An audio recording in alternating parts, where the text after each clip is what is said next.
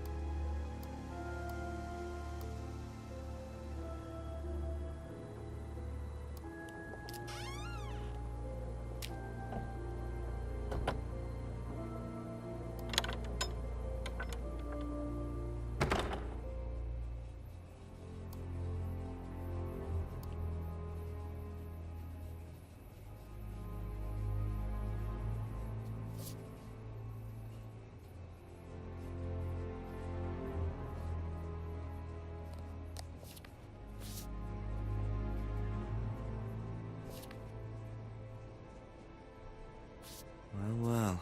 And there's the mask symbol again. Looks like someone's been trying to make a point.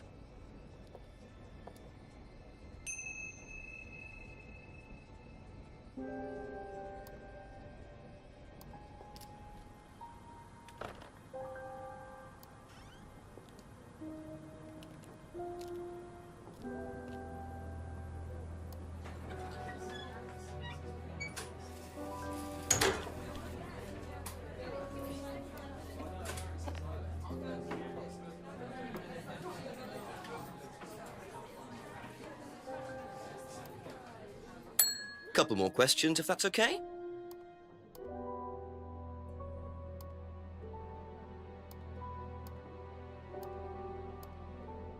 Have you seen this before, anywhere? Well, I know the shop, costume shop just outside the village. Ever used it? Not personally, but I think Ryan might have.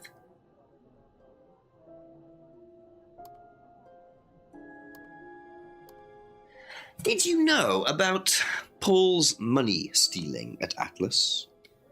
Are you talking about a particular incident or just in general? It's something he did on the course. Stunt.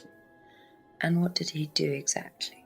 Oh, well, he pretended to steal from the students. That doesn't ring a bell. Paul's stunts usually involve throwing fancy dress parties with scantily clad girls or women dressed as nurses. That's his usual fetish. When was the last party he threw? Sometime in the summer. I didn't stay long.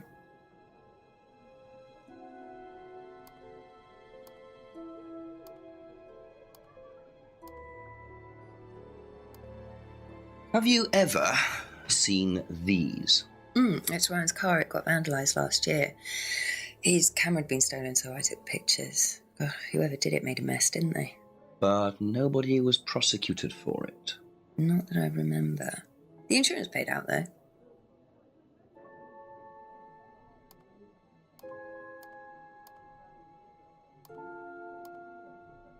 Thank you. Probably be back later.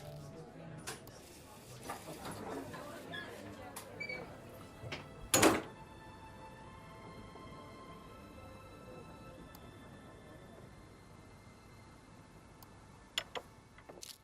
few more questions, please.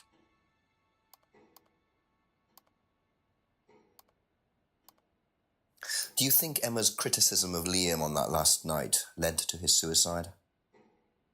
I doubt it helped. Did you encourage Emma to criticize him? I didn't encourage Emma to do anything. I merely told her what we tell every student to do, to express themselves as they want to. It would be out of order to criticize them after that, wouldn't it? However, I didn't expect her to criticize his birthmark, if that's what it was. That's a decision she took herself. So you didn't know her well? No, not at all.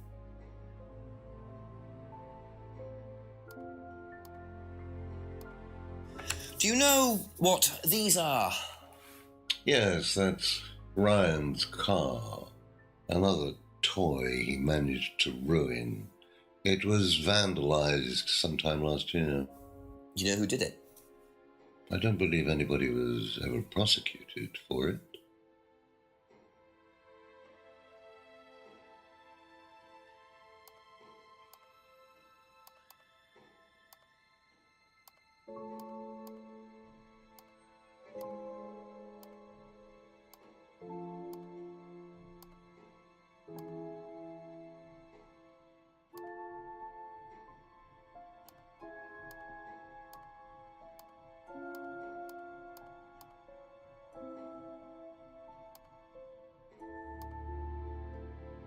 Aha. You say you didn't know Emma, yet you bought her a freedom necklace. I don't remember saying anything about buying Emma a necklace. So you didn't buy her one? So you did buy her one. So that means you must have known her, and quite well too. Stop making such a big thing about this, Inspector. Look, I've been around a few years. The clock is ticking, and I admit I have an embarrassing weakness for attractive women. It was a stupid mistake, but that's all it was. So you're saying you tried it on with her? No, I didn't try it on. I bought her a necklace. I'm not aware that there's a law against buying presents unless, of course, the Third Reich has been elected while I was at a bridge party. Emma was old enough to make decisions for herself. And as a matter of fact, she decided that she didn't want to be bothered with an old fool like me. So nothing happened, no mistakes, nobody got hurt. All right. Like father, like son. No surprises there. I wonder how many students Paul has tried it on with.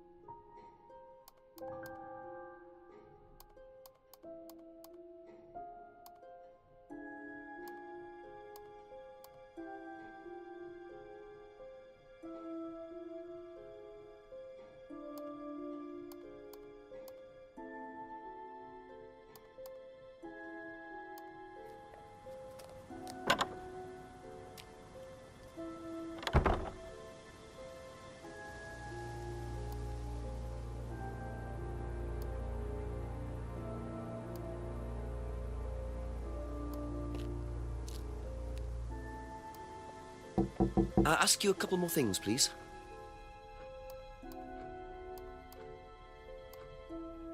Do you know anything about these? Nope. Sorry.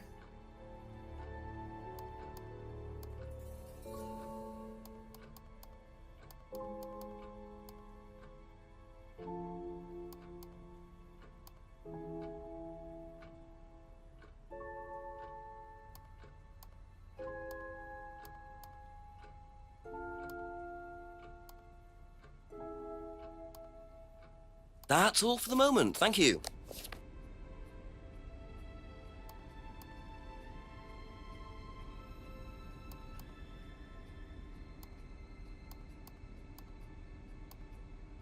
Have you seen these before? No. Don't know the car. Be back later on, if that's okay.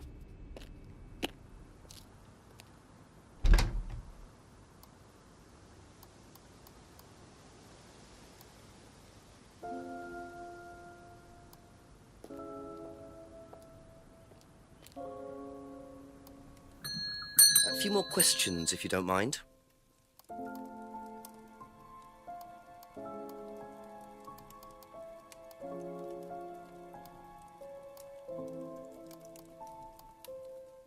Seen this anywhere before?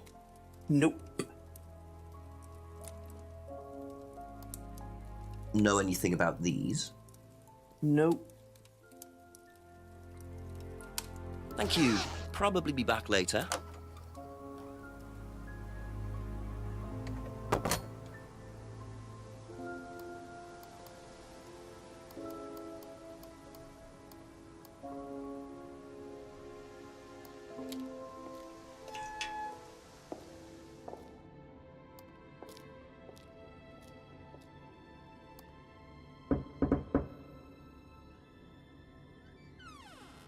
A few more questions, if you don't mind.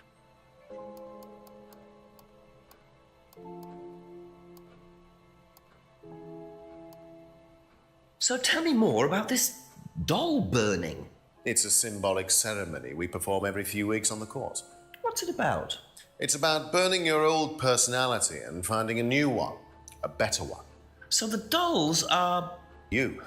They represent you from the past. Each doll has a picture of the student as a child or a teenager, and they burn the doll and symbolically destroy their old personality. It's quite simple but effective, I find. And why did that girl shout? Because it's an emotional thing. She's quite clearly become very attached to her doll. They do spend the first month with them. We tell them to take the doll everywhere with them before they actually go through the doll burning. And you believe that's a good thing? Destroying your past? Of course it's a good thing, Inspector. We're all shackled to our past, particularly you by the sound of it. Perhaps we should make a doll of you, Inspector, and burn that. What do you think? No, thank you. You're probably right. I'm not sure it would do any good anyway.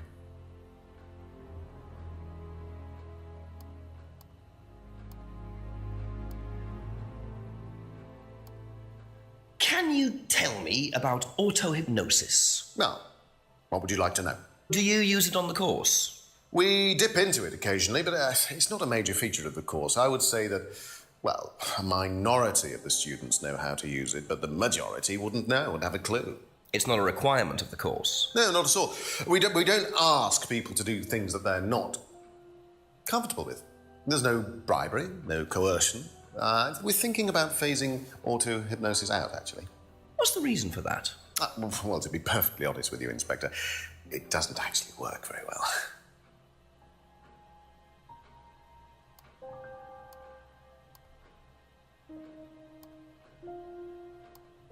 I didn't realize you were a musician. Oh, well, I'm not really a musician. I mean, I dabble a little bit. To be quite honest with you, I'm far more interested in collecting guitars. You're not in a band?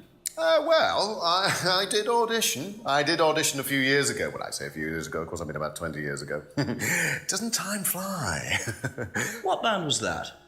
Oh, I can't remember. Something Stone. Aren't they all called something Stone? Hammerstone. That's it. And you still collect? I haven't bought a guitar for over a year. I feel I've moved on.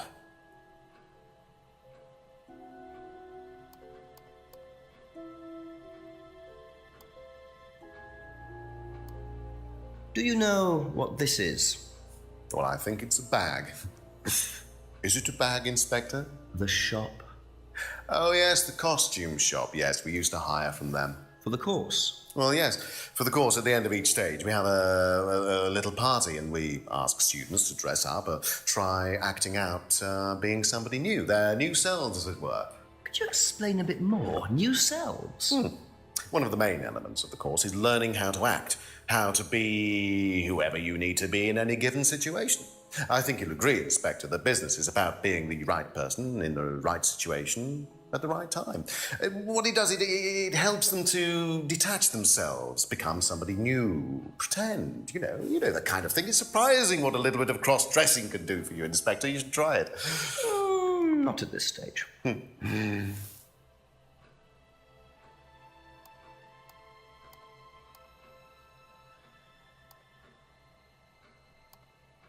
What do you know about your father's money-stealing stunt? Oh, well, yes, that was something that Dan decided to do as part of the shock aspect of the course. But he went too far, you believe. He usually does. And do you think it did have anything to do with Liam's death? No. Liam wasn't like that at all. I mean, that was just a simple, unfortunate coincidence. I mean, Liam had his own problems, but he didn't have any problems with the money shock stunt. No.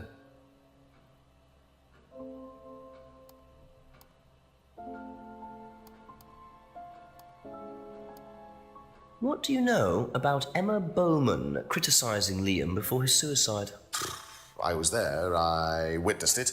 Well, I know Emma blamed herself for his death. Did she? Well, she was upset and all of that, but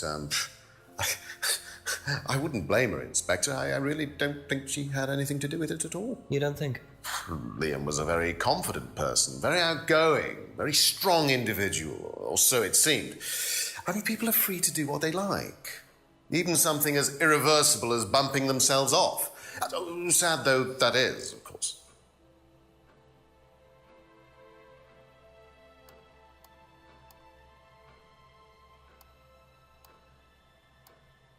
Do you know what these are?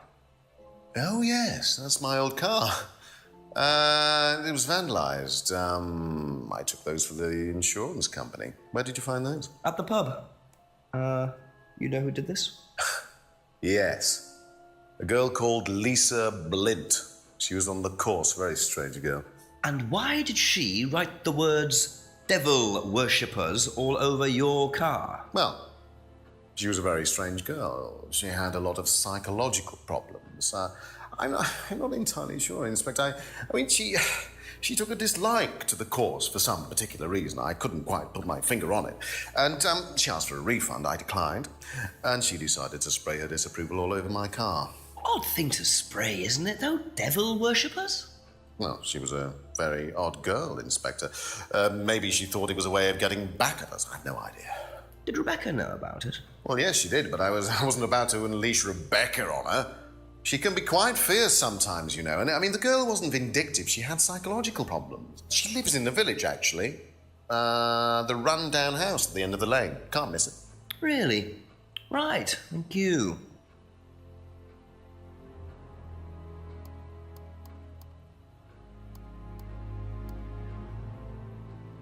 That's it for the time being, thank you.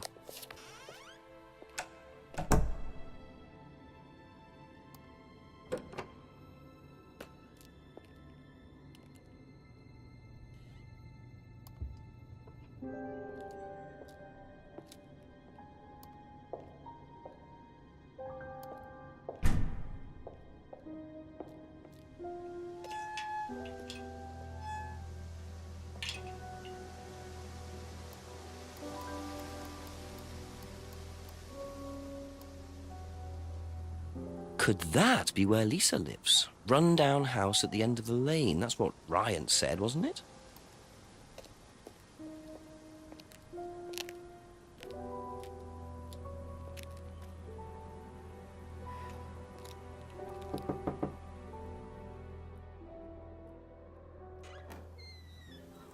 Is it Lisa? Yes. Inspector Jenks, I'm investigating an incident in the village. I wonder if I could ask you a few questions. What sort of incident? I'd rather come in and discuss it if that's all right with you. I promise I won't take long. Thank you. I'll just go in here, yes? I have to go out in a minute. Oh, look, I can come back later. I might not be here. What did you want to ask? I just wanted to ask you, did you know Kate Vine? No. Right. Well, I heard that you're familiar with Atlas, the life skills training company. What do you want to know about Atlas? Well, I heard you reacted badly to it. Of course I reacted badly. So would anyone. Now, why do you say that?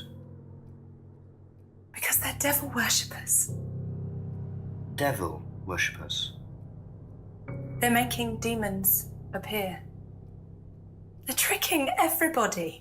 They're getting people to join up, then they're putting demons inside them. You can see them. See who? Demons. Where could you see them? In the mirrors. At Atlas. Any mirror. You can't get rid of them. They stay inside you. So, how did you get rid of them? I didn't. You still see them?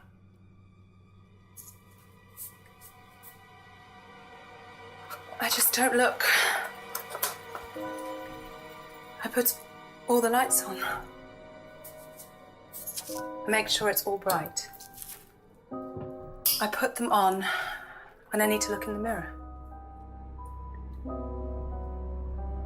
If I make sure everything is bright, I just see myself without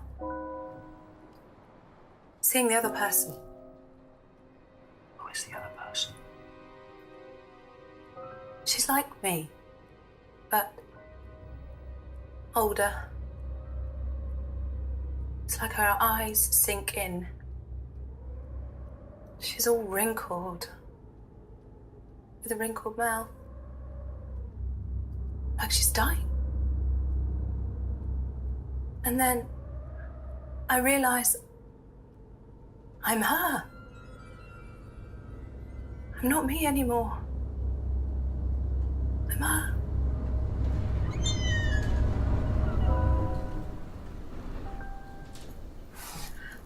I'm sorry, I have to go now. I'm sorry. I'm sorry.